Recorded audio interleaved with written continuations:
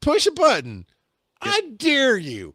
Push a, and that's what you're saying in the nice way, Joe. It's like push a button. Receipts, receipts, receipts, receipts, receipts. How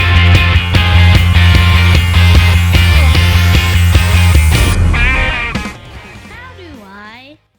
Okay, this one should be fairly short. It comes from an email that I dealt with today, and I know how I'm handling things, but I wanted to know, like, from Joe in a corporate world. And again, you can email us, wnnshow@gmail.com, after you hear this podcast and let us know, hey, you asked, how do you tell people plainly what you want without causing trouble in the office? And you can answer that yourself. Or, of course, you can go to wiseandnerdy.com/call dad and say you're answering the how do I tell people what I want. And we'd love to hear from you. I'll tell you what I want, what I want. So, oddly enough, yeah, I am known for running my mouth and saying things. Mostly it's an entertainment, humorous thing. I have actually struggled with boundaries and telling people that's dumb, or just calmly saying, hey, you misunderstand how the world works. Now, working as a boss for 5 years, running a company helped put some of that in me. But today I got this email. Dude's paying almost nothing to a friend of mine. And then basically he's her client, but I'm doing the basic production of things. And I've tried to educate him to a certain point, but also put in a boundary going, as a company that doesn't actually exist, you're not paying anything relatively. I mean, when I'm talking about we're putting you on Roku, that's thousands of dollars a month for other places. Where I'm taking your show and I'm putting it across Facebook and YouTube and Spotify and everything else, Vimeo, our own website. We put on the coding and stuff on the website. That's hundreds of dollars a month, if not more. Right? It's stuff that's why people don't pay for it. They figure out how to do it themselves. He's paying her very little for it, and I've told him, dude, you got to change the title every time. You need different show notes for each show. And I was like, I told him once because I realized that, hey, he's not coming to me for education because he's not paying for that. So I give him the basics.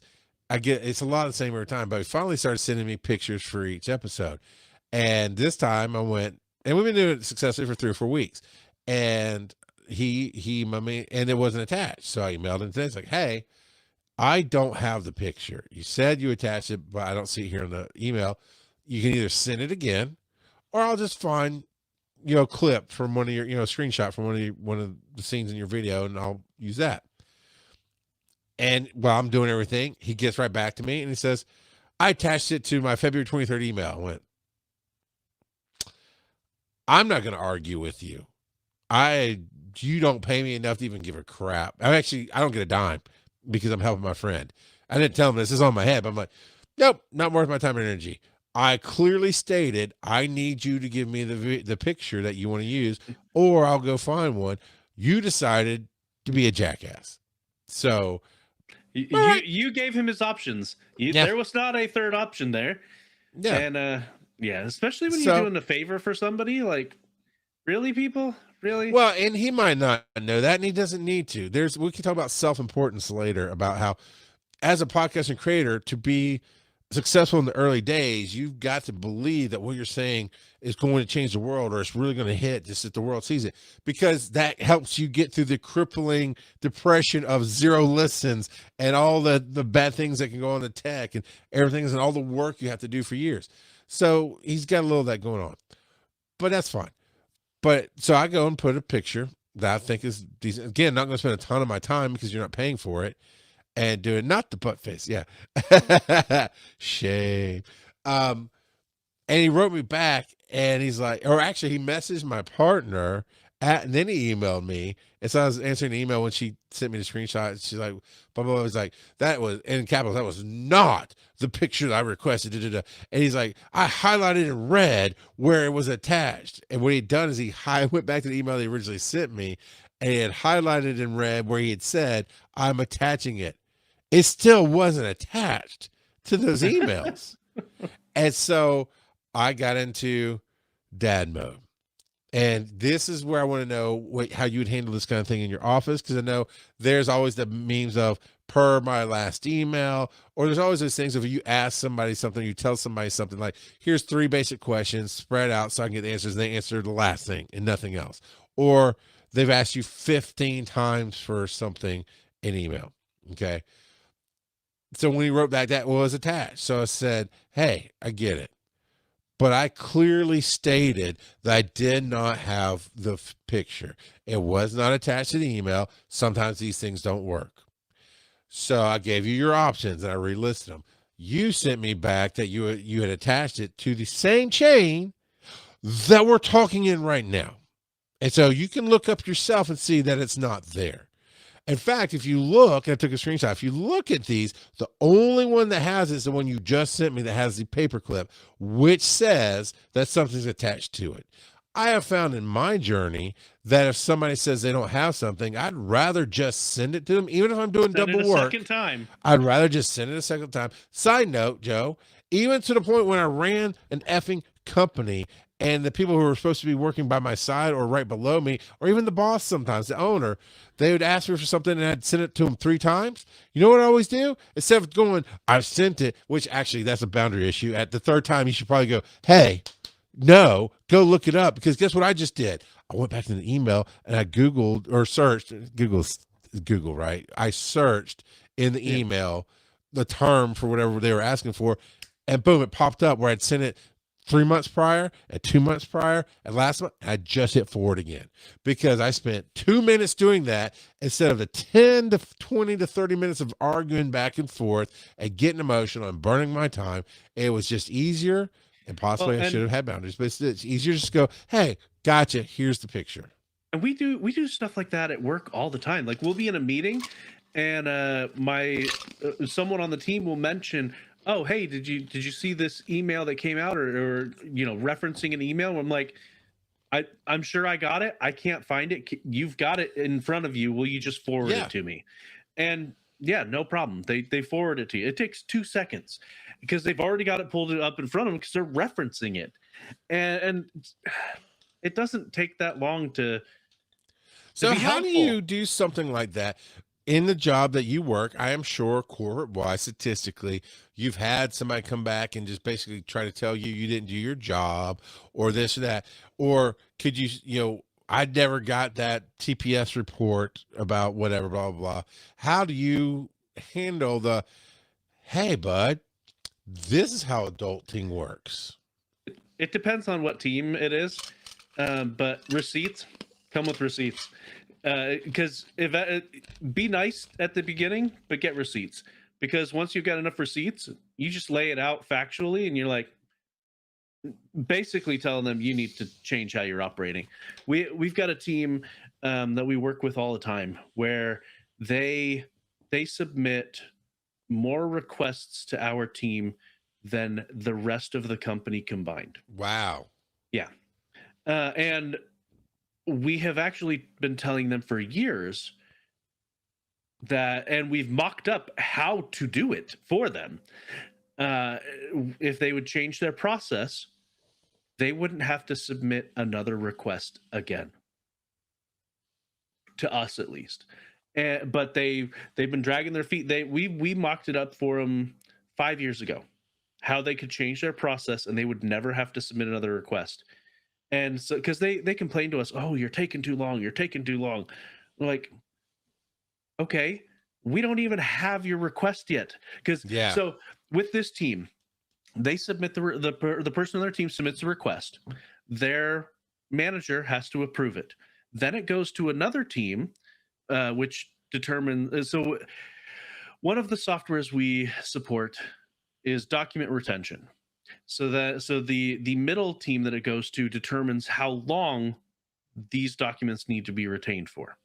And then the request finally gets to our queue. And they come to us at least multiple times a month where they're like, oh, do you have this request? And we're like, no, it's not in our queue. They're like, oh, and they'll give us the number. They're like, well, what's going on with it? And I'm like, you can look at your own ticket to see what status it's in. And 9 times out of 10, it's because their own manager hasn't approved it. And they're so disorganized. But one time in particular, one time specifically, where I came back with receipts, they submitted a ticket for a production deployment. We hadn't even put it in test yet for this particular one. And we've told them over and over and over, If it's not tested in test, it's not going into production. Period. I don't care if it's basically the same thing. This is corporate standard. It has to be tested first. So they submitted something for production deployment. It hadn't been tested yet. I noticed it, sent him an email. Okay. It hasn't been put in test.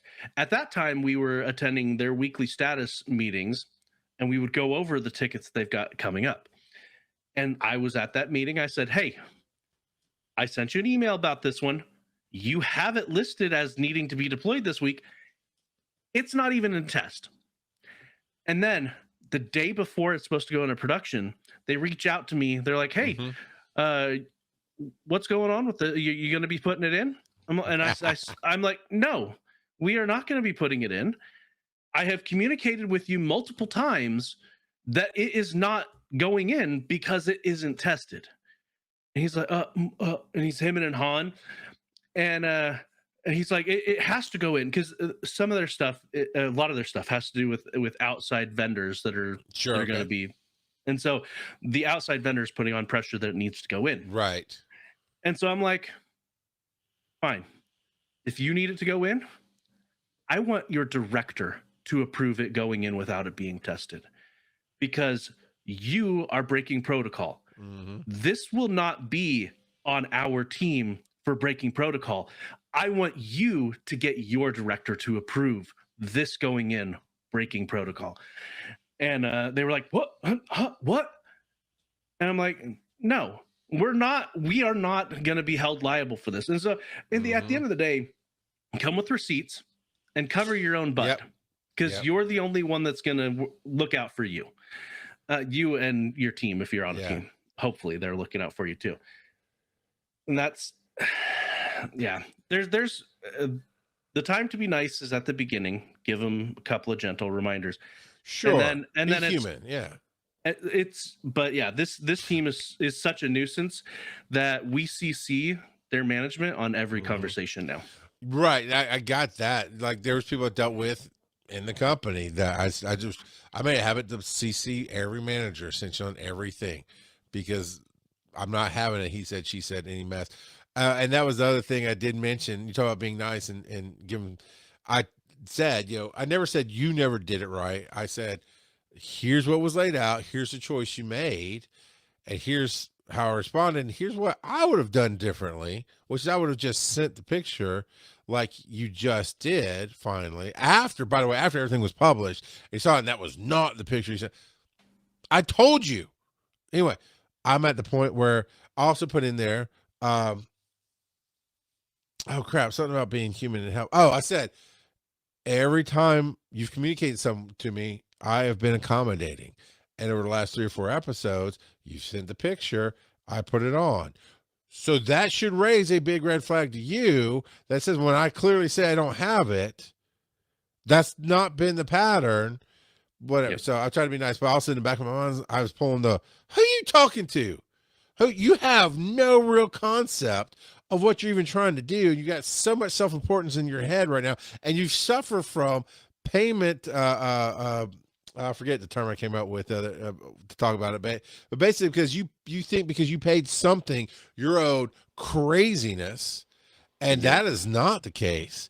You're paying McDonald's prices and actually getting like Five Guys level service, with what we're doing for McDonald's prices. I'll shut it off. I'll shut it off, man. I mean, who are you talking to? What do you think is going to happen? You're not doing anything for yourself when you could. All my stuff's out there to educate you for free.